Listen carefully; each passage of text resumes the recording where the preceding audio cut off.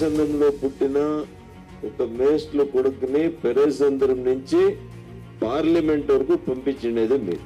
దాని నుంచి మీ కష్టంలో పంచుకునేదానికి వచ్చినాను. నేను ఎంపీ మజాగా ఢిల్లీలో ఉండాలనేది లేదు.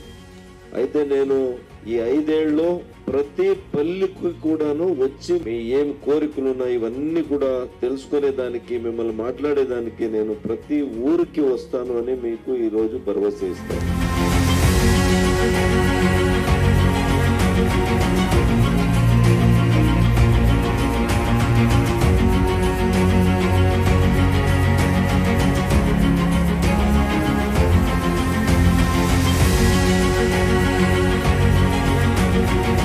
చిక్కబళ్ళాపూర్లో ఉన్న జనాల్ని, మన ముఖండల్ని ఎంత ప్రేమిస్తానో, ఎంత గౌరవిస్తానో అంతే గౌరవం, అంతే ప్రేమ బాగేపల్లి క్షేత్రం పైన ఉంది అనేది మాత్రం మీకు ఖచ్చితంగా చెప్తాం.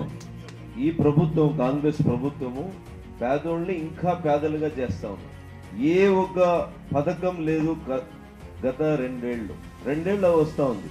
రోడ్లు లేవు, చరండీలు లేవు, ఇళ్ళు లేవు, ఆసుపత్రులు లేదు. మీరే చెప్పండి, 2 ఏళ్ళలో ఏదైనా ఒక మంచి స్కూల్ అయిందా? ఒక మంచి ఆసుపత్రి అయిందా? ఏమి అవలే.